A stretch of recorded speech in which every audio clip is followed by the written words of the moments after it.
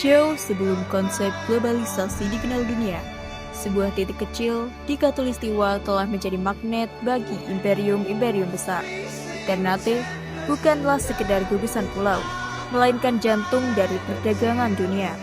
Disinilah pohon Syzygium aromaticum atau cengkeh pertama kali tumbuh.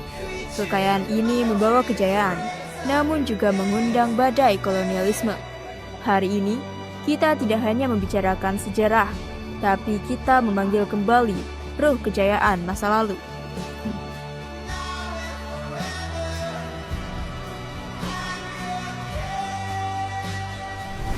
Hai, halo Sobat Sejarah. Kembali lagi bersama kita, saya Eva, Saya Elina di Ruang Masa Lalu. Di sini kita akan kedatangan tamu lengkap nih untuk mengupas tuntas tentang kerajaan Ternate. Ada Dr. Yasmin yang merupakan seorang arkeolog. Dan ada juga Flora yang lagi riset tesisnya nih soal Ternate. Dan ada Niko yang katanya habis dapat nilai A di tugas sejarahnya. Plus ada tamu rahasia nih di ujung sana. Kira-kira siapa ya?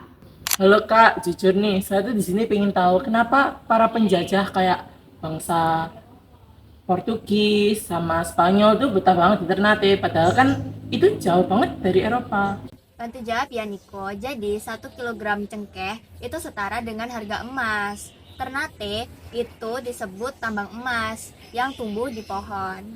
Dan sampai saat ini bukti fisiknya masih ada loh. Benteng-benteng yang mereka bangun bukan hanya sekedar sebagai lambang pertahanan, tapi juga simbol ketakutan mereka atas kehilangan rempah-rempah tersebut. Tunggu dulu. Saya tuh kok nggak salah pernah dengar kok Ternate itu nggak sendirian. Ada istilah yang namanya Uli Lima. Apakah benar?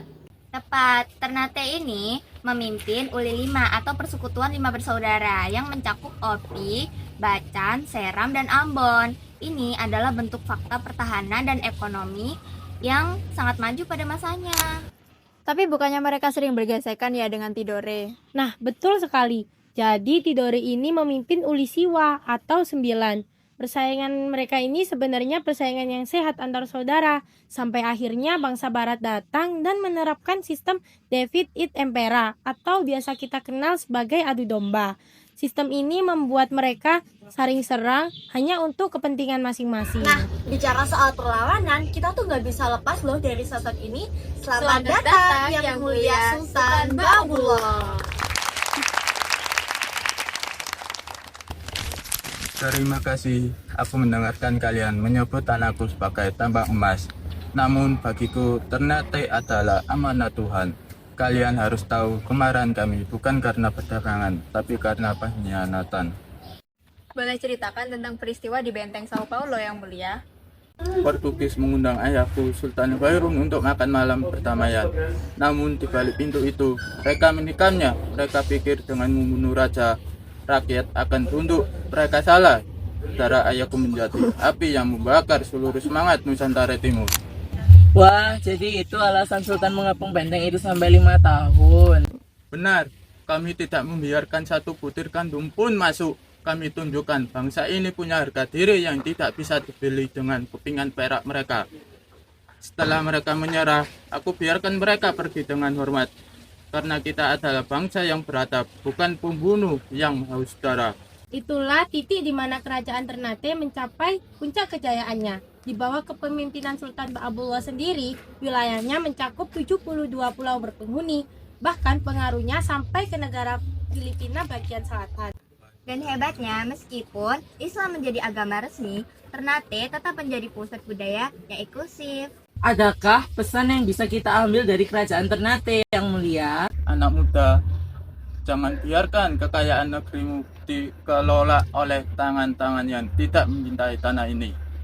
Jadilah cerdas seperti para pedagang kami, namun tetaplah teguh seperti para pejuang kami.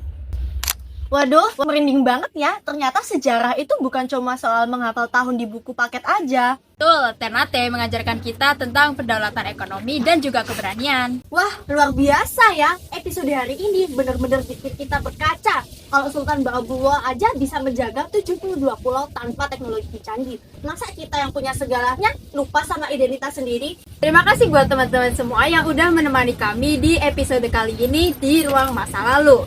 Dan ingat, untuk kalian jangan cuma menjadi saksi sejarah, jadilah salah satu tokoh sejarah tersebut yang paling membanggakan negara kita, bener nggak? Bener. Nah, Eva, saya Elina, kami pamit undur diri, sampai jumpa di episode selanjutnya. Cheers! Sejarah bukan sekedar cerita usang yang berdebu di perpustakaan. Ia adalah cermin. Dari Ternate, kita belajar bahwa persatuan adalah perisai terkuat dan harga diri adalah harta yang paling berharga. Kami, podcast Ruang Masa Lalu, sampai jumpa di penjelajahan sejarah berikutnya.